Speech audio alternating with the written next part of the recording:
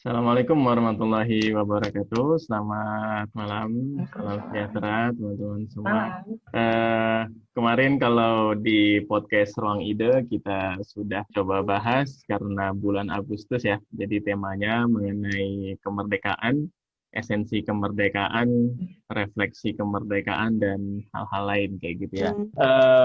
Gue akan ditemani oleh satu co-host yang baru, Sari. Selamat malam semuanya. Malam.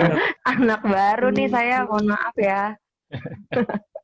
Oke, seperti biasa kita coba perkenalan dulu, karena ada dua teman bercakap nih di podcast Ruang Ide malam ini nih. Tetapi coba kita mulai lagi dari yang kemarin juga sudah teman-teman dengar suaranya. Halo Mas Iwan. Halo malam. Halo ya Mas Iwan, udah perkenalkan ya kemarinnya di episode 1 ya. Ada Mas Santo, diplomat kece gitu ya. Diplomat muda. Ada Mas Noval. Ya, nama saya Noval Murzita, orang umum biasa, pekerjaan, sales, nggak ada hubungannya sama sejarah, sama politik, sama diplomasi, nggak ada hubungannya. Tapi bisa dihubung-hubungin ya. Oh gitu ya. Oke, Bro Hadi posisinya nih jadi speaker nih Bro Hadi. Halo teman-teman. Iya, last but not least, Pak Dokter. Gimana Pak Dokter? Apa kabar? Halo, selamat malam. Terima kasih. Kabar ya, puji Tuhan masih dikasih sehat lah. Itu yang penting. Ini lagi nggak kerja, lagi nggak di kantor. Enggak sih, soalnya saya kantor juga di rumah aja ya. Saya kan freelance consultant untuk public health. Jadi ya kerjaan saya ya bebas-bebas aja kapan mau. Apalagi lagi pandemi gini ya Pak Dokter ya. Freelance berarti udah nggak free lagi sebenarnya, kerja terus ya. Ya, kadang aku juga bingung sih, mana yang jadi minat, mana yang harusnya pekerjaan beneran. Ini sebetulnya masih ada utang 5 laporan bahasa Inggris untuk untuk webinar. Udah. Belum beres-beres juga nih. Oke. Gimana nih Sar? Kita malam ini kita akan bahas apa nih kira-kira nih? Iya nih, udah malam minggu, jomblo terus disuruh bahas yang ruwet nih Mas. Jomblonya disebut ya? Jomblonya disebut. Iyalah itu tagline. Ini nih, kita mau bahas yang nggak kalah penting juga sih sebenarnya, yang lagi ya bisa dibilang juga masih jadi pembicaraan di masyarakat juga nih. Betul. Karena kan sekarang lagi pandemi nih ya kan. Nah terus juga sekarang ternyata seluruh dunia tuh juga lagi berlomba-lomba nih. Kita mau ngomongin soal vaksin Mas. Vaksin ya, makanya kita penting banget. Invite Pak Dokter nih. Betul. Makanya ini kita udah banyak pembicara-pembicara hebat yang bakal bisa ngomongin tentang vaksin sendiri gitu ya. Apalagi bagi saya ini penting banget sebenarnya. Saya jadi nggak bisa kopi darat gara-gara pandemi nih gitu kan. Susah jadinya. Tapi Sar, lu ngomongin soal ini masih pandemi, sebenarnya kalau kita lihat di jalan tuh udah kayak nggak ada pandemi nggak sih? Iya, udah nggak ada pandemi, tapi kita gimana? Tetap aja kan kita punya rasa worry juga kan di jalanan gitu kan. Iya. Aduh, saya aja mau ketemuan sama gebetan nggak jadi-jadi nih Mas gara-gara pandemi gitu. Itu jangan-jangan sama lu doang bilangnya kayak gitu, sama yang lain enggak? Apa gimana? Aduh. Bisa. Oke, langsung aja kali ya Mas ini. Soal vaksin sendiri nih, kan seluruh dunia nih lagi berlomba-lomba buat ciptain vaksin nih. Ada dari Tiongkok, ada dari Rusia, termasuk Indonesia gitu kan. Nah, tapi kita mau dengar dulu deh pendapatnya Mas Santo ya. Mas Santo nih, karena kan diplomat ya. Jadi ini aja sharing aja. Kebetulan kemarin itu kan teman-teman pasti kan mendengarkan beritanya mengenai Menteri Luar Negeri berkunjung ke Sanya, ketemu sama Wang Yi dan lain-lain. Mungkin mau share aja bahwa aku termasuk salah satu yang ikut di rombongannya Ibu waktu itu berkunjung ke Sanya dan melakukan pertemuan dengan Sinovac, Sinopharm, kan Sino juga dengan Wang Yi juga untuk ngomongin mengenai vaksin. Memang banyak sih yang nanya-nanya gitu, kok ke sana apakah ngomongin mengenai Laut Cina Selatan, ngomongin mengenai apalah segala macam gitu, tapi enggak, memang targetnya ketika berkunjung ke sana memang fokusnya pada bagaimana kita bisa mensecure ya komitmen terkait dengan vaksin dari perusahaan-perusahaan di Tiongkok gitu utamanya, dan kemudian meminta juga dukungan dari sisi pemerintah. Kayak teman-teman tahu kan Sinovac itu kan sebenarnya kan perusahaan swasta ya, jadi dealnya mereka dengan bagaimana pihak Bio Farma itu kan business to business deal ya. Tapi intinya kan ini kan memang di Indonesia dan juga keperluan juga di Tiongkok juga. Oleh karena itu memang merupakan hal-hal yang dibahas gitu dan banyak hal-hal yang sudah dijelaskan oleh Sinovac ataupun Sinopharm dan mereka intinya juga melihat potensi untuk melakukan kerjasama, tidak hanya kerjasama dari sisi penjualannya, tetapi melihat kemungkinan Indonesia juga bisa dijadikan basis baru juga untuk produksi. Karena kan sebenarnya kita Bio Farma itu kan merupakan perusahaan yang memproduksi vaksin ya. Memproduksi vaksin seperti meningitis dan polio dan lain-lain, kiranya mungkin nanti akan diperlukan juga untuk menjadi produsen vaksin untuk maybe ya tidak hanya di Indonesia aja tapi di kawasan juga. Jadi kan sebenarnya ada potensi-potensi bisnis mereka gitu ya yang bisa juga dikembangkan dan melihat potensi Indonesia menjadi salah satu produsen tidak hanya vaksin tetapi mungkin obat-obatan juga di kawasan yang upaya untuk memperkuat industri. Jadi memang itu beberapa hal yang dibahas. Oke, jadi pilihannya berarti Indonesia kerjasama sama Tiongkok gitu ya Mas? Sebenarnya kan kalau misalnya terkait vaksin ini kan kita sebagaimana dijelaskan sama Bu Menlu, sama Pak Menteri BUMN, Pak Erick Thohir, sebenarnya yang diharapkan kan ada berbagai fase ya. Memang saat ini lagi dikembangkan vaksin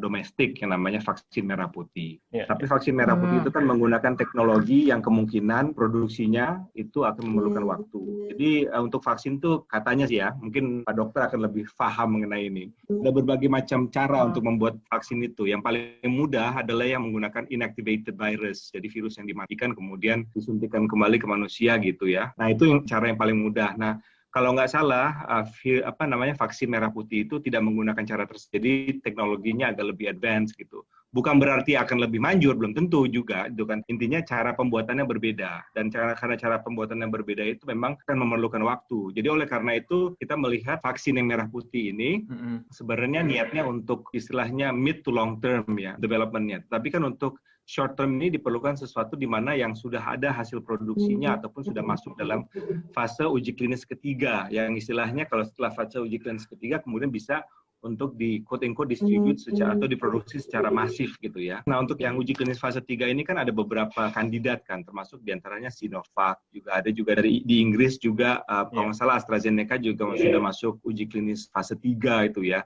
Jadi berbagai macam upaya ini kita lakukan, jadi sebenarnya tidak hanya dengan Tiongkok aja, tetapi juga dengan pihak-pihak lainnya. Kebetulan yang dengan pihak Tiongkok ini adalah di mana kita juga bisa melakukan kunjungan ke sana, dan di UAE juga ya, Uni Emirat Arab. Karena kebetulan dengan Tiongkok dan dengan Uni Emirat Arab, kita juga baru saja kembangkan yang namanya Travel Corridor Arrangement, di mana orang Indonesia untuk keperluan bisnis dan resmi itu diberikan kesempatan untuk ke sana. Karena orang Indonesia secara umum kan masih belum bisa nih masuk ke Tiongkok kan. Wisatawan, student masih belum bisa kan, tetapi untuk bisnis dan untuk official itu sudah ada mekanismenya antara Indonesia dengan Tiongkok gitu. Jadi itu juga kita menggunakan itu, makanya baru-baru Tiongkok dengan UAE, karena kebetulan dengan dua negara itu kita sudah punya travel corridor arrangement, dengan negara-negara yang lain masih belum ada. Jadi kan kesempatan untuk pejabat kita ataupun untuk pihak bisnis berkunjung, contohnya misalnya ke Inggris ataupun ke Swiss gitu kan masih belum terbuka lebar gitu ya. Makanya di korannya cuma kedengaran Tiongkok UAE aja, karena kebetulan ya baru di situs-situs yang dimana kita secara itu bisa melakukan kunjungan ke sana. Jadi mid term sampai long term itu ada vaksin merah putih, kemudian ya short term itu kita harus cari kerjasama. Apa istilahnya diperlukan juga semacam transfer of technology juga ini, karena kan berusaha untuk mendapatkan dalam bentuk bulk vaksin gitu ya. Jadi ada juga nanti peran dari Bio Farma untuk mengembangkannya juga, harapannya juga ke depannya ya ada capacity building dari Bio Farma juga ataupun pihak-pihak lainnya yang nanti akan menjadi mitra kerjasama dari pihak asing itu. Jadi ada beberapa harapan sih ya yang kita lakukan terkait dengan hal tersebut, mid term, long term, dan juga yang short term dengan pihak-pihak asing. Tapi intinya adalah we're in this together ya, dengan platform multilateral juga kan, dengan CEPI, dengan Gavi dan lain-lainnya. Itu juga kita sedang mengupayakan untuk melakukan hal yang sama. Jadi sebenarnya we're trying all avenues gitu ya. Walaupun di media memang yang lagi besarnya itu kan dengan Tiongkok kan, dan kemudian juga ada tendensi untuk baik itu yang negatif atau yang positif fokusnya pada vaksin tersebut, karena kan memang kebetulan baru saja berkunjungnya ke sana dan juga ke UAE. Tapi ke depannya saya rasa akan juga terrevealkan lebih luas bahwa kita mengupayakan dari sources other than these first two gitu. Jadi gitu kali mudah-mudahan. Iya, tapi Mas, maksudnya yang untuk vaksin dengan Sinovac ini kan tadi ngomongin soal apa capacity building ya. Maksudnya dengan Sinovac bisa bekerja sama dengan Bio Farma itu kan juga sudah satu demonstrasi bahwa Bio Farma ini asal Indonesia ini gitu ya, nggak kalah hebat gitu ya sebenarnya ya. Betul. Jadi kan istilahnya ya gimana pun juga, this is a business deal kan. Betul. Dan dari pihak Sinovac juga pasti kan juga akan melihat mitranya yang diajak kerjasama itu kapasitas seberapa.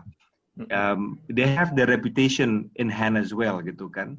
Jadi intinya mereka juga menjaga reputasinya mereka juga kan, tidak akan bermitra dengan pihak yang sebenarnya ece-ece. Oleh karena itu ketika melihat Bio Farma dan pengalamannya, dan sebenarnya Bio Farma juga mengekspor juga vaksin ke Tiongkok juga yang nggak diproduksi oleh Tiongkok gitu ya, maksudnya contohnya. Kalau nggak salah meningitis, kalau nggak salah itu kita ekspor ke Tiongkok juga oleh Bio Farma. Nah, jadi sebenarnya mereka juga melihat kapasitas Bio Farma itu. I think you're right. Posisi ini kan dengan Tiongkok ya Mas. Kalau yang sebelum ini yang rame Rusia itu kira-kira Indonesia apa tidak ditawarkan gitu?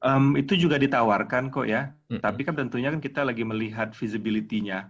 Dan yang memberikan assessment terkait feasibility itu kan bukan Kementerian Luar Negeri ya. Betul, pasti. Iya, pasti. Yang membuat assessment ini kan ya BPOM lah, ya Kemkes lah, jadi masih memang melalui proses tersebut. Tapi memang baik itu yang contohnya Rusia, ataupun yang dari Inggris, Imperial College of London kalau nggak salah gitu ya.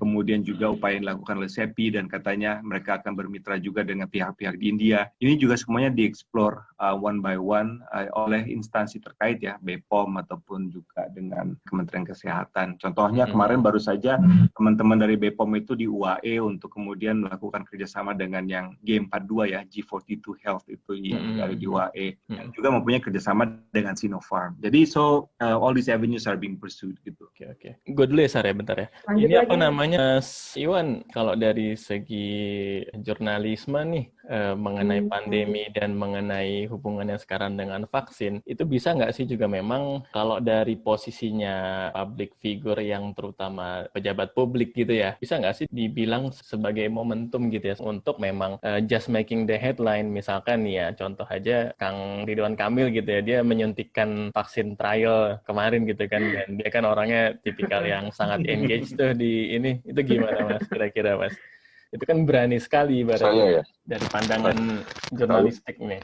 Kalau saya sih ini ya, kita lihat kondisi masyarakat kita real hari ini kan sangat bebas dan sangat terpapar informasi dari sumber-sumber yang sebenarnya banyak tidak bisa dipertanggungjawabkan, terutama sosial media ya. Betul. Nah, masyarakat nggak terliterasi, tidak memahami bahwa kalau sumber informasi itu dari media resmi, semisal yang saya kerjakan, produk-produk saya, kalau saya melakukan kesalahan, saya bisa dipersoalkan. Dan warga masyarakat bisa dapat ganti rugi, pidana perdata gitu. Tapi kalau dari sosmed, apa yang mau dicari coba? Paling undang-undang ITE dan sama sekali tidak ada ya. Yang ada hanya kegaduhan-kegaduhan. Nah, buat saya dalam case by case, misalnya seperti kemarin Pak Gubernur Jawa Barat, buat saya itu contoh yang baik ya, karena kan sebagai pimpinan memberikan contoh dalam kondisi, karena kita tidak bicara soal Indonesia saja, ini kan secara global situasinya sedang disarray.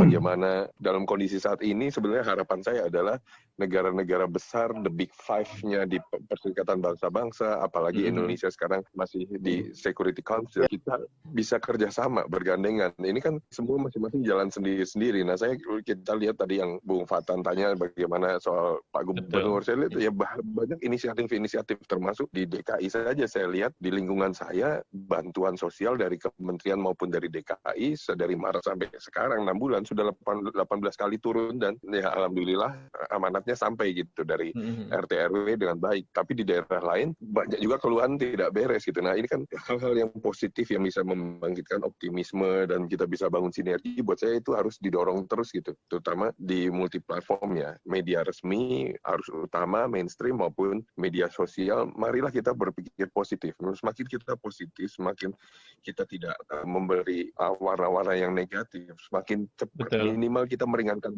beban gitu Bang, kalau saya ya. Betul. Tapi Mas Iwan, aku mau tanya deh. Ini Mas Iwan melihatnya sebagai seorang media ya hari ini, ada nggak sih kecenderungan perang pasar gitu soal vaksin ini ya? Misalnya di kondisi globalnya kan semua kan berlomba-lomba untuk bikin vaksin gitu ya. Kalau media sendiri tuh ngeliatnya gimana? Karena aku melihat beberapa tampilan di media, menurut aku lumayan cukup panas juga gitu. Karena ternyata semuanya kayaknya berlomba-lomba untuk menguasai pasar soal vaksin ini. Gimana Iwan nanggepinnya? Ini ya, kalau kita lihat media, terutama maaf ya, kalau di media online ini kan ngejar ketepatan nomor sekian, ketepatan bisa diupdate oleh mereka dengan tanda kutip alat. Nah, ini kan jadi persoalan ketika itu yang dikejar, akhirnya yang dilakukan adalah sensasi. Nah, itu kembali lagi bagaimana kita bisa menyaring informasi.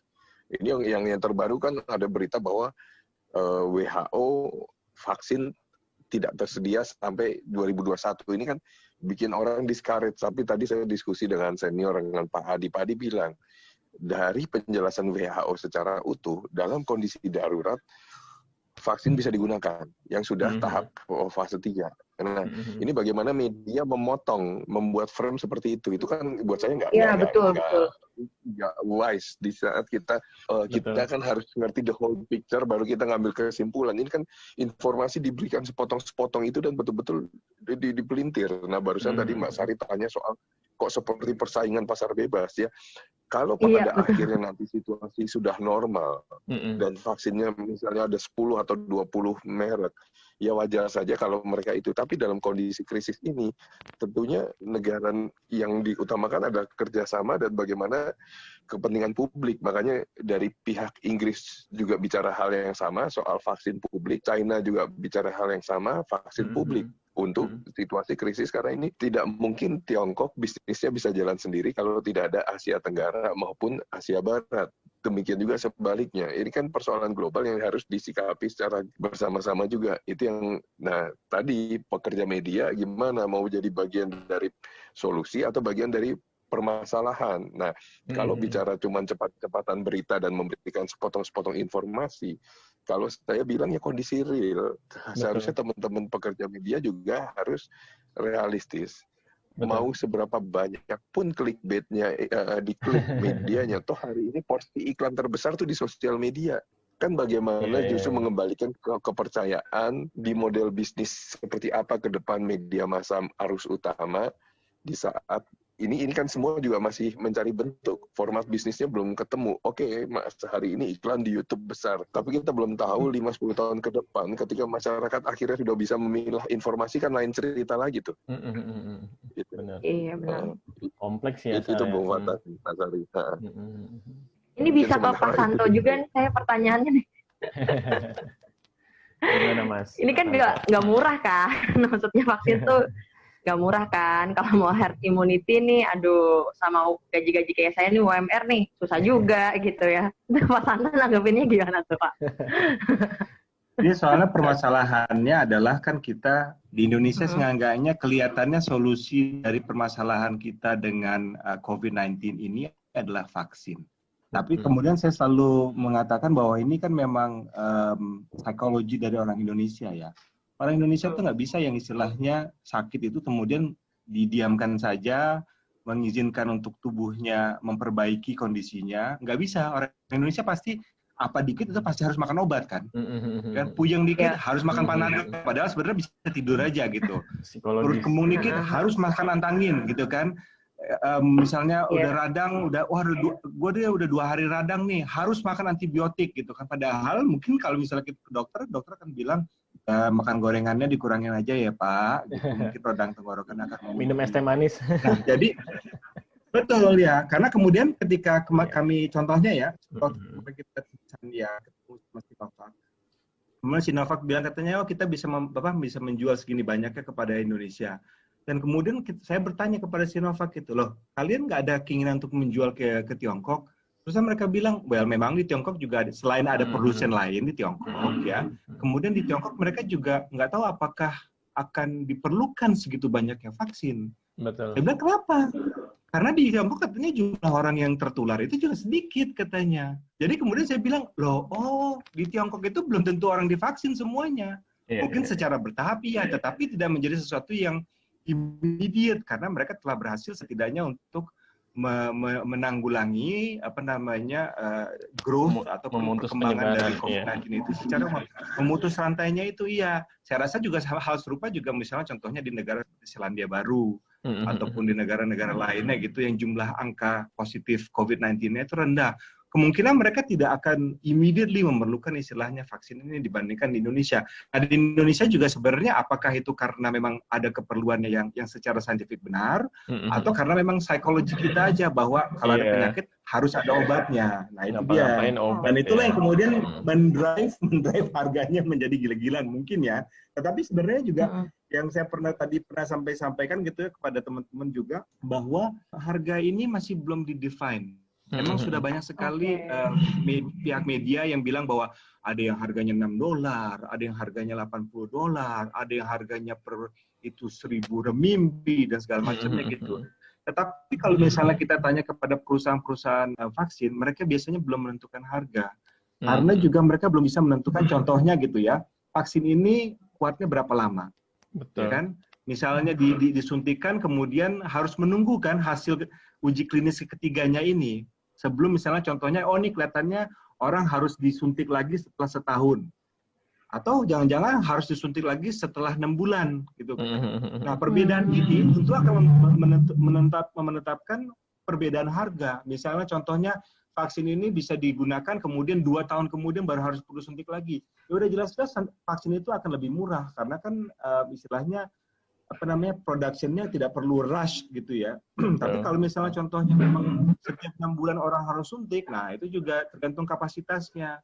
Siapa yang mau diproduksi di mana. Contohnya misalnya kalau misalnya vaksin itu hanya diproduksi di Tiongkok gitu ya, ataupun contohnya diproduksi tidak di Indonesia, tentunya harganya akan berbeda. Tapi kalau misalnya ternyata bisa kemudian teknologinya itu ditransfer dan kemudian diproduksi di Indonesia, harganya juga pasti akan turun. Betul, gitu. Jadi semuanya belum ada nih yang bisa memprediksi harganya. Everything is just an estimation at the moment. Gitu. Tapi intinya at the end of the day, ya intinya kalau sudut pemerintah itu peranannya gimana, Mas Hanto? Karena belakangan ada berita rame, Erick Thohir berkomentar kalau harga vaksin akan ditentukan pasar gitu. Wah, itu orang kan pada rame. Oh enggak, jadi memang untuk pemerintah itu memang akan dilakukan pengadaan untuk yang memerlukan. Jadi saya belum tahu ya, at the end of the day nanti berapa persentasenya dari pihak-pihak yang ada di dalam BPJS itu nanti yang akan mendapatkan vaksin secara gratis. Tetapi kemudian untuk menggratiskan vaksin untuk seluruh Indonesia, terutama untuk pihak-pihak yang istilahnya kemungkinan bisa juga membeli vaksin dengan kemampuannya sendiri, kemungkinan itu akan ada istilahnya terpisah gitu ya. Ada yang nantinya akan diberikan melalui yang didukung oleh pemerintah, bagian dari BPJS, pihak-pihak tertentu nantinya yang kemungkinan akan dilakukan pengaturan siapa-siapa yang berhak, siapa-siapa juga yang kalau misalnya tidak mau menunggu gilirannya, kemudian bisa istilahnya jumping the queue, sources yang lainnya. Ya itu mungkin yang dimaksudkan oleh Pak Erick, ya saya juga kurang mengerti apakah beliau bermaksud menyampaikan seperti itu. Tetapi intinya adalah bahwa sebagaimana kita ketahui, sources of vaccine ini tidak hanya satu kan. Betul. Yang dimana istilahnya Bio Farma sudah melakukan kerjasama kan at the moment baru Sinovac, dan kemudian Kimia Farma, kemudian dengan G42. Belum ada lagi yang lainnya. Nah tapi kan tidak tertutup tuh kemungkinan. Karena contohnya ya, sebagai contoh Kalbe itu sedang bekerjasama dengan Genesin di Korea Selatan. Nah kalau Kalbe dengan Genesin ternyata mengeluarkan vaksin juga, itu kan hasil buatan Kalbe dan vaksin, dan kemudian mereka juga pastinya ketika menjualnya, tidak mungkinlah menjualnya dengan harga yang exorbitant. Pasti dengan harga yang comparable dengan buatan AstraZeneca yang katanya sekitar $6 per piece. Jadi tentunya kan kalau misalnya kita biarkan kepada pasar untuk kemudian menetapkannya juga, pasti akan ada adjustment di situ. Memang awalnya mungkin akan seperti masker ya. Seperti masker, satu box itu saya ingat lah harganya pernah sampai 600.000, tapi sekarang di Alfamart ya banyak gitu yang 3 pieces cuma 15.000. Market ya. Pak Dokter mungkin nih, Pak Dokter nih gimana nih melihat dari, maksudnya benar kata Mas Hanto ya, maksudnya dari segi kebutuhannya juga ini kan belum terlihat seperti misalkan meningitis yang orang diwajibkan untuk injek seperti kalau misalkan mau haji gitu ya, atau misalkan kalau vaksin polio gitu, yang waktu kecil harus dan wajib gitu ya. Sedangkan ya memang kalau COVID-19 ini pendekatan penyembuhannya juga ya cukup banyak gitu ya. Pak Dokter gimana nih kira-kira ini? Pertama mungkin saya mau kasih tahu dulu bahwa vaksin itu bukanlah obat ajaib yang akan menyembuhkan segalanya. Vaksin ini dia masih juga bergantung pada daya tahan tubuh. Betul. Vaksin ini kan dia itu tujuannya adalah untuk membangkitkan sistem kekebalan tubuh. Betul. Artinya dia memicu supaya tubuh kita kebal terhadap sesuatu. Ya misalnya dengan polio gitu kan. Betul. Vaksin polio itu membuat anak tidak terkena polio. Walaupun virus polio itu ada bertebaran di udara, masuk ke pernapasannya si anak, tapi karena dia sudah punya antibodi terhadap polio ini tidak bisa melakukan apapun terhadap tubuh si anak itu. Jadi anak itu tidak akan demam, tidak akan lumpuh. Gitu. Jadi vaksin ini gunanya untuk membangkitkan kekebalan tubuh. Nah, betul. Tadi memang disebutkan bahwa jenis-jenis vaksin itu ada macam-macam, betul ya. Vaksin itu ada yang vaksin yang aktif dari agen yang aktif, ada vaksin yang inaktif, ada juga toksoid. Kalau kita pernah dengar tetanus toksoid, itu jenisnya beda lagi. Lalu kemudian juga ada yang vaksin yang rekombinan, dia yang dibuat khusus untuk tujuan tertentu. Tapi semua tujuan vaksin itu sama, dia untuk membangkitkan daya tahan. Daya tahan tubuh kita tuh ada 2 jenis, ada yang umum gitu ya. Kalau tadi dibilang bahwa banyak jenis vaksinnya, ya, nah itu nanti kita nunggu sekarang nih yang fase 3 ini pembuktiannya ya. Mana yang lebih efektif, mana yang lebih bisa secara ekonomis. Jadi nanti pada akhirnya kita akan ketemu suatu vaksin yang harganya lebih murah, penggunaannya nggak banyak, artinya mungkin cuma sekali suntik aja dia akan kasih imunogenitas. Jadi imun itu adalah kekebalan, genitas itu pembangkit, jadi perlu di-booster lagi setelah itu. Nah, kemudian juga dia harga lebih murah dan pemberiannya mudah. Ya, misalkan vaksin kan tidak harus disuntik ya. Ya bisa juga misalnya kayak polio itu kan dimasukkan di mulut, dites di mulut. Itu bisa juga seperti itu. Walaupun vaksin kayaknya cuma polio aja yang ditetesin ya. Yang lain tuh vaksin semua disuntik. Apalagi ya, aku kayaknya ngelantur terlalu banyak, tolong dipandu aja deh. Gimana kok Hadi? Gimana? Mas Hadi nih. Sebentar. Saya mungkin mau nambahin sedikit tadi Mas Santo ya. Tadi kan Mas Santo bilang bahwa di RRT itu, ya karena memang artinya selama 3 bulan terakhir ini si COVID bisa dikontrol, dalam tanda kutip bisa dikontrol, cuman kita nggak tahu nih. Ini kan sekarang udah bulan September, bulan depan udah mulai dingin, nah saya nggak tahu apakah nanti saat negeri 4 musim kembali mulai dingin, terus nanti si COVID jadi ngamuk lagi, nah ini saya juga kurang ngerti juga karena ilmuannya nggak sampai di situ. Tapi yang pasti, kalau untuk artinya selama 2 bulan terakhir ini, setiap warga negara Tiongkok yang mau bepergian ke luar negeri, itu diwajibkan untuk suntik. Jadi artinya vaksin yang sudah ada di Tiongkok itu hanya baru diberikan kepada Chinese citizen, arti warga negara mereka yang mau going abroad. Nah, kenapa saya bisa tahu seperti ini? Ya karena ya kebetulan teman-teman saya rekan kerja itu yang pergi ke luar negeri atau yang mereka datang ke Indonesia itu diwajibkan suntik. Dan kebijakan ini sudah berlangsung kurang lebih selama 2 bulan terakhir. Artinya mau itu orang Cina yang dia bisnis trip atau mungkin yang sudah ada yang mulai berani buat traveling, itu wajib disuntik sih. Jadi itu aja mungkin tambahan saya pada tadi yang komennya Mas Santo. Iya, berarti ya, sistemnya itu ya kalau mau berpergian baru disuntik gitu ya. Betul. Jadi artinya ya kayak tadi Mas Santo sampaikan, pemerintah Tiongkok menganggap bahwa tidak harus semua warga negara Tiongkok yang di dalam negeri itu disuntik, tapi sudah menjadi kewajiban setiap warga negara Tiongkok yang mau going abroad itu harus disuntik. Menarik itu, dan juga Mas Santo bisa. Boleh ya, yang Mas Novel sampaikan betul terkait dengan vaksin tersebut. Karena kan intinya banyak yang berpandangan bahwa apakah kita nggak nunggu hasil dari uji klinis ketiga. Menurut informasinya, dan mungkin saya bisa dikoreksi nih oleh Pak Dokter nih di sini. Tapi katanya kalau suatu vaksin itu sudah masuk dalam uji klinis fase ketiga, sebenarnya dari sisi safety itu sudah safe. Yang sedang diuji coba adalah terkait dengan efektivitasnya terhadap masyarakat yang dari berbagai macam grouping ataupun misalnya ethnic groups gitu ya. Jadi misalnya kan misalnya di develop di Tiongkok gitu, social cluster. Apakah ini efektif juga dengan orang dari Afrika? Iya. Social clusternya dan kemudian exposure, ketika exposure-nya di sekelilingnya itu banyak, ini efektif atau hanya efektif sekelilingnya itu memang tidak begitu banyak itu yang sakit gitu. Nah, kemudian pada saat yang sama, selain vaksin ini, di Tiongkok ini juga kan menerapkan mekanisme karantina dan lockdown yang cukup ketat ya, contohnya gitu ya. Orang asing yang mau datang ke Tiongkok ataupun orang Tiongkok yang kembali ke Tiongkok itu semuanya diterapkan mekanisme lockdown yang sangat ketat ya. Termasuk misalnya contohnya PCR test ketika tiba, kemudian harus menunggu di hotel yang sudah di-assign sampai hasilnya keluar. Kalaupun sudah keluar harus 14 hari karantina mandiri, kemudian harus mendownload suatu aplikasi di mana yang bersangkutan juga akan termonitor 24 jam apakah berada di rumahnya atau tidak. Jadi mirip-mirip contohnya kayak di Singapura ataupun di Korea Selatan. Tidak hanya di Tiongkok ya, Korea Selatan juga mengadop hal yang serupa dan di beberapa negara lain juga. Tapi kan kalau di Indonesia kan kita enggak kan, yang namanya aplikasi Peduli Lindungi itu kan berbasis namanya Bluetooth kan. Jadi kalau misalnya kita nggak nyalain ya orang nggak tahu apakah saya sedang berada di Lebak Bulus sekarang atau saya berada di daerah Cibinong, kan nggak ketahuan gitu kan istilahnya. Betul. Padahal sebenarnya seharusnya saya harus stay misalnya di Cibinong gitu, tapi ternyata saya berada posisinya sekarang berada di Ancol gitu ya, kan nggak ketahuan. Jadi selain vaksin ini juga di Tiongkok itu diterapkan berbagai hal juga untuk memastikan menekan laju perkembangan kasus-kasus COVID-19 dan kemudian didukung oleh vaksin ini. Tapi benar yang kata Mas Novel sampaikan bahwa untuk beberapa segmen dari masyarakat Tiongkok memang sudah diberikan vaksin. Katanya udah pasti jelas, katanya tentara udah pasti itu udah diberikan. Kemudian para perawat dan dokter itu sudah mendapatkan vaksin.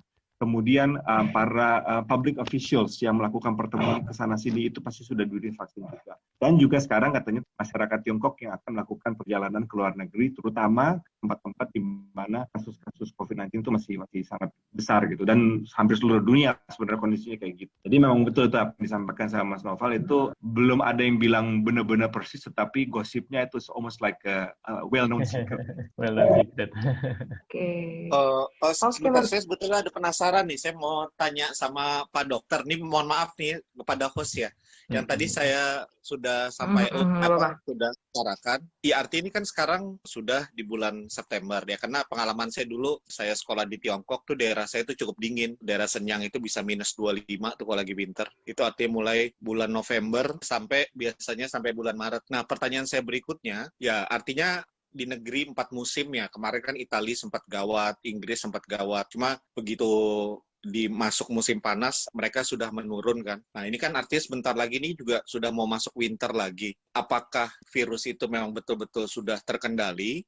Atau nanti begitu masuk winter lagi, terutama daerah yang sangat dingin, tidak menutup kemungkinan si COVID nih bakalan ngamuk lagi, artinya dia akan naik lagi. Nah, ini yang saya sebetulnya agak penasaran. Apakah si COVID ini dia akan semakin ganas saat udara dingin, atau dia memang sebetulnya ganas di semua cuaca? Nah, itu yang saya agak penasaran. Wah, karena sulit ini. Menarik. Saya tanya tadi Mas Novel. Oh, Mas Novel ya. Ya, Mas Novel. Jadi gini, itu masih anekdotal pendapat yang hipotesis yang masih anekdotal gitu. Apakah virus ini akan lebih ganas kalau di musim dingin gitu kan, atau juga musim panas. Nah, sekarang kita mau tahu nih ganasnya apa sih yang kita lihat sebagai ukuran untuk ganasnya virus. Nah, itu padahal Italia itu termasuk dia iklimnya nggak terlalu dingin. Nah, apakah di sana dia lebih ganas atau gimana? Ada yang bilang bahwa teorinya karena orang Italia banyak yang orang tua sehingga grup yang berisiko lebih banyak gitu. Bisa juga gitu kan.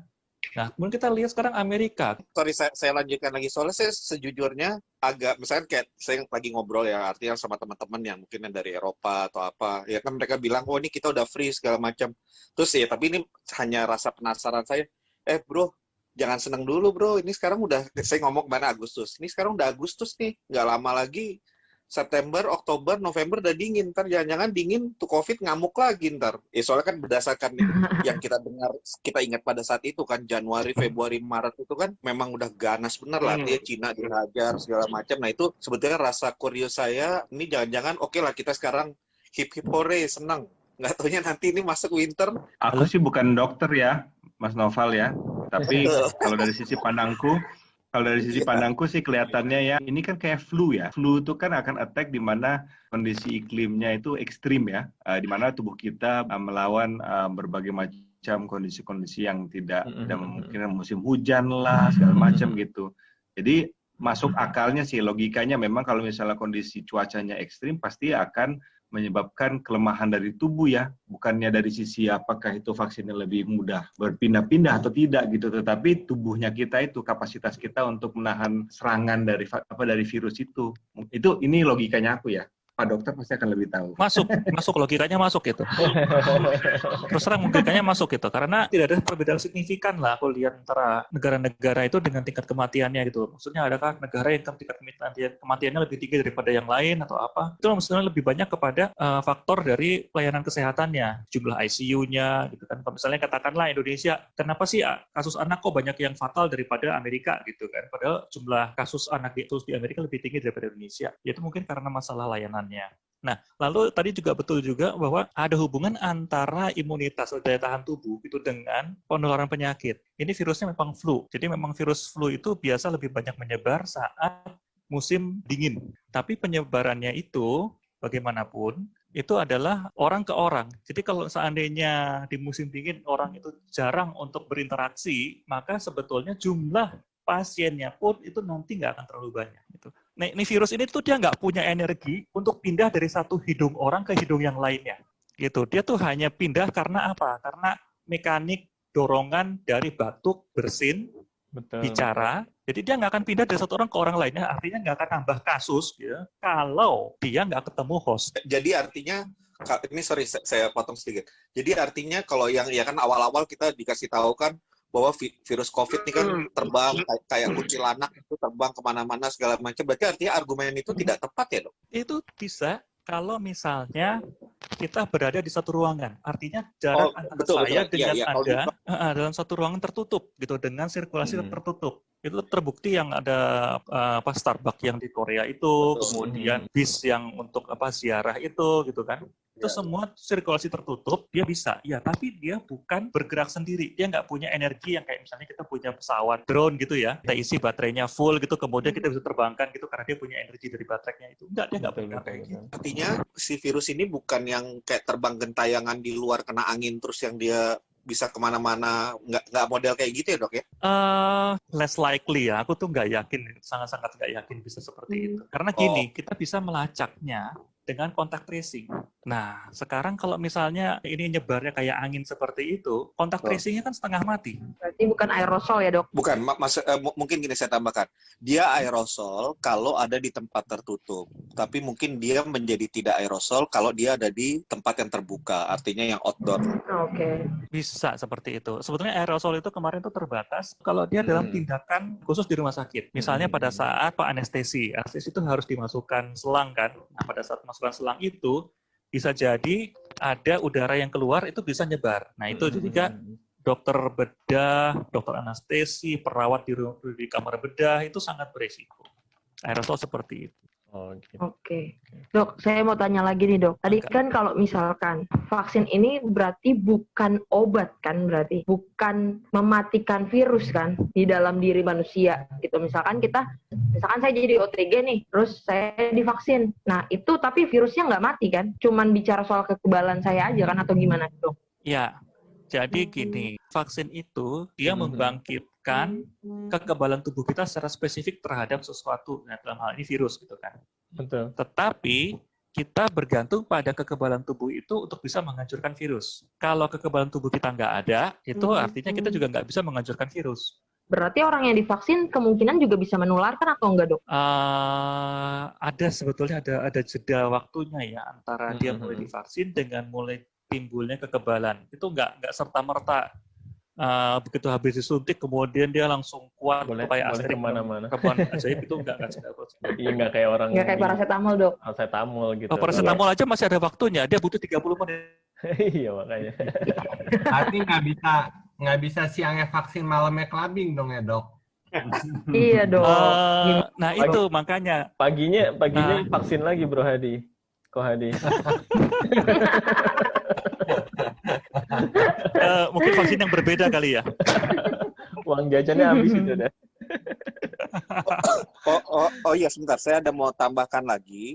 Menurut info yang dari teman saya itu yang di orang Tiongkok, jadi artinya policy dari pemerintah Tiongkok itu kan setiap warga negara Tiongkok yang mau keluar negeri, going abroad, mau itu bisnis trip atau apapun kan mereka harus disuntik. Nah, di saat mereka kembali ke negara mereka, itu mereka harus disuntik lagi. Jadi artinya 2 kali itu katanya. Saya baru ingat barusan. Bisa jadi karena gini, sekali lagi ini kan virusnya baru ya. Kita nggak tahu sejauh mana vaksin yang ada sekarang itu bisa mempertahankan kadar kekebalan tubuh yang cukup di dalam tubuh kita untuk melawan si virus. Terus apakah itu akan katakanlah itu kalau virusnya sama ya, tapi kalau misalnya virusnya beda, ini nanti akan jadi masalah lagi. Karena vaksin yang sudah dibikin untuk satu virus A, dia mungkin nggak efektif untuk virus yang kemudian bermutasi jadi B. Nah, ini yang bahaya. Virus COVID ini kan terkenal dengan mutasinya yang sangat cepat ya. Nah, seberapa efektifnya ini vaksin, kalaupun sudah ditemukan dan sudah beredar, seberapa efektifnya? Kejar-kejaran kayak polisi maling gitu dong, kejar-kejaran sama mutasi. Ya, gini, jadi itulah gunanya genome sequencing ya, yang bisa mengoperasi virus ini, kemudian kode genetiknya semua dijabarkan. Ini loh seperti ini. Nah, itu yang terjadi waktu awal Januari, sehingga Cina itu dia bisa mengeluarkan ini genome sequencing untuk virus ini. Nah, itu akibatnya itu sangat mempercepat. Jadi semua vaksin yang dibuat itu untuk mentarget beberapa protein khusus yang ada di situ. Kita kenal mungkin ada protein S kalau nggak salah ya. Tapi yang menjadi penentu itu ada 3 atau 4 protein. Itu yang kemudian ditarget oleh vaksin. Nah, selama mutasinya tidak merubah protein-protein itu, vaksin masih bisa dipakai. Tadi saya katakan bahwa beberapa protein yang jadi penanda khusus, itu yang nggak boleh hilang. Dok, mau nanya nih dok. Silakan. Ini saya baca beberapa tulisan terkait soal vaksin ini, termasuk yang Oxford. Dan dibilang, vaksin ini kan bekerja di sirkulasi darah dan organ tubuh. Jadi kalaupun vaksin ini nanti berhasil dan efektif, dia mencegah infeksi di saluran pernafasan bawah. Jadi di paru-paru, di gelembung pernafasan. Jadi intinya infeksi masih bisa terjadi, tapi seperti flu biasa di rongga atas, di rongga hidung, rongga tenggorokan, tapi dia tidak bisa mengancam dan merusak sistem pernafasan kita. Dan yang di situ berpengaruh ke sirkulasi darah, ke organ-organ tubuh. Nah, apakah bakalnya seperti itu, dok? Dan kalau seperti itu, kan masyarakat perlu juga terliterasi, diberitahu dengan jelas, jangan nanti mereka pikir sudah divaksin 2 kali, sudah kebal, nggak pakai masker, akhirnya tetap terinfeksi. Infeksinya memang cuma di rongga atas, tapi tetap itu bisa menulari orang lain. Nah, apakah seperti itu, dok? Ini ya dan tidak nih. Gini, pada dasarnya kalau vaksinasi itu berhasil, maka seluruh tubuh kita itu akan timbul satu polisi khusus yang target penjahat yang khusus, dimanapun berada. Artinya tidak hanya di bagian dalam saja, tetapi bahkan permukaan-permukaan yang di luar pun, yang katakanlah saluran tenggorokan gitu ya, atau bagian belakang dari hidung, yang tempat biasa ngambil swab, itu pun juga dijaga. Gitu. Artinya sebetulnya bisa aja seperti itu. Cuman memang infeksi itu ada beberapa parameternya. Antara lain adalah jumlah agen atau virus yang masuk. Nah, kalau jumlahnya banyak, tentu nggak serta-merta langsung bisa dihajar. Akan panggil teman-temannya dari daerah lain supaya bantu dia. Cuma kan itu butuh waktu, nggak akan secepat itu. Nah, pada saat jeda waktu tersebut, maka si virus ini bisa nempel. Dia masih bisa nempel, dia mungkin masih bisa untuk dia mereplikasi sekali, 2 kali gitu kan. Sebelum akhirnya dia dibunuh sama polisi-polisi. Nah, pada saat itu, kemungkinan dia untuk menular ada, walaupun sebetulnya sangat kecil. Tapi secara logika, itu masih bisa dimungkinkan untuk menular. Jadi intensitas terpaparnya virus itu mengaruh banget ya, dok ya? Antara lain, jadi satu agen penyakit bisa masuk dalam tubuh kita itu antara lain jumlahnya, kemudian lamanya terpapar, dan juga sifat si agen itu patogenitas atau virulensinya seperti apa. Kalau dia sangat gampang menular, ya kayak virus itu sangat gampang menular gitu kan, maka kita akan cenderung bisa ketularan. Dok, balik ke pembahasan tadi mengenai mutasi virus itu sendiri, yang sudah muncul ke permukaan sampai saat ini nih, mutasi-mutasinya itu yang dokter tadi bilang 3 atau 4 yang penting itu masih sama atau juga beda tuh, dok? Kalau terjadi perbedaan, maka WHO akan langsung umumkan. Karena itu sangat penting. Karena itu artinya bisa berapa ratus vaksin yang sudah dibuat itu semuanya nggak berguna. Nggak berguna itu, bodong semua gitu. Bodoh. Aku mau nanya nih sama Mas Iwan. Sebenarnya ini kan karena beritanya simpang siur nih ya Mas, soal vaksin. Ini sebenarnya yang dibutuhkan sama publik tuh apa sih sebenarnya, informasi yang seperti apa yang membuat hari ini kan jadi masyarakat ya udah acuh tak acuh ya kalau menurut saya melihat kondisi masyarakat Indonesia. Ya sebagai jurnalis kan mungkin Iwan bisa jelasin lebih detail gitu. Kalau saya paling mendasar sekali, ini kan hal yang sangat serius dan spesifik. Persoalan dalam dunia jurnalistik hari ini, kebanyakan media sekarang tidak invest di sumber daya manusia dalam arti, misalnya di tempat saya bekerja, itu ada senior-senior yang memang mendalami public health, kesehatan publik. Jadi memang ada yang baru pensiun, itu memang S2 dan mengikuti kajian-kajian terus-menerus kesehatan publik, itu sampai di Amerika Serikat sekolahnya. Nah sekarang ada yang meneruskan public health-nya di Belanda dan sering ke jaringan di luar negeri. Jadi mereka ngerti isu apa yang penting dan yang masyarakat harus tahu, karena bisa menjembatani antara teman-teman dunia kesehatan di klinis maupun di pembuat kebijakan di kesehatan publik dengan masyarakat. Nah ini yang tidak banyak terjadi di teman-teman media, terutama saya nyebut spesifik media online. Itu yang tadi ketika muncul informasinya sepotong-sepotong dan tidak karuan, akhirnya karena yang dikejar hanya untuk rame, banyak yang melihat. Padahal kalau saya dulu belajar jurnalistik, kami training tuh sebelum diangkat jadi karyawan itu 2 tahun lebih.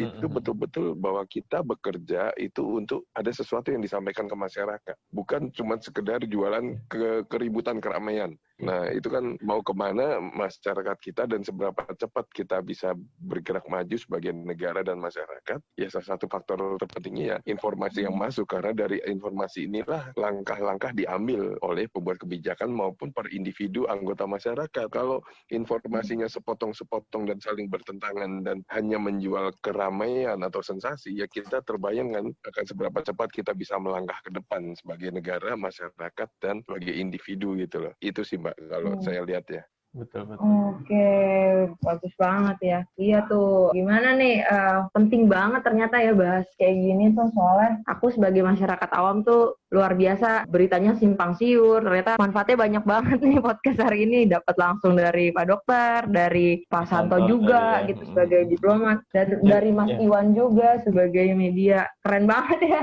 Dari Pak Dokter ada closing mungkin? Iya, ini vaksin tuh masih lama, masih beberapa bulan lagi. Dan kita harus hidup sampai vaksin itu bisa digunakan ya. Ini kalau misalnya saya minta tolong ke teman-teman dan juga yang semua yang ada di sini supaya kita berjuang untuk kita turunkan dulu deh jumlah pasien jumlah yang tertular gitu. Ya caranya ya dengan ya ikutin lah yang maksudnya pakai masker selalu, kemudian jaga jarak, hindari kerumunan, cuci tangan, ya pokoknya bersih dan sebagainya. Hindari juga terutama hindari untuk keluar rumah. Karena selalu kegiatan keluar rumah, kemudian kita berinteraksi dengan orang lain itu selalu beresiko. Betul. Dan untuk pertama orang tua ya supaya benar-benar dijaga. Karena udah banyak sekali yang terpaksa, kalau saya bilang sih belum waktunya, tapi udah dipanggil duluan gitu gara-gara COVID ini. Dan juga untuk teman-teman dokter juga ini kasihan banget, mereka juga banyak ya. Betul. Udah 100 lebih ya dok. Iya. Udah 105 lebih. Gitu. Ini saya share di chatroom konsep dasar perubahan perilaku, mungkin bisa dipelajari. Ini baru keluar tanggal 30 Agustus kemarin dari grup Satgas. Mungkin ada yang punya juga, mohon maaf jadi double posting. Silakan dipelajari karena kita sekarang ini kita ingin merubah perilaku. Kita udah berhasil merubah perilaku dari Maret kemarin, sedikit orang yang pakai masker, sekarang udah lebih mayoritas yang pakai masker. Itu sudah suatu perubahan yang luar biasa. Tapi kita nggak mau cuma berhenti sampai di situ aja, kita mau lebih jauh lagi supaya benar-benar penyakit ini atau COVID ini tuh jangan terlalu banyak makan korban. Nah, strategi-strategi tersebut yang ada di dokumen ini mungkin bisa dimanfaatkan oleh teman-teman.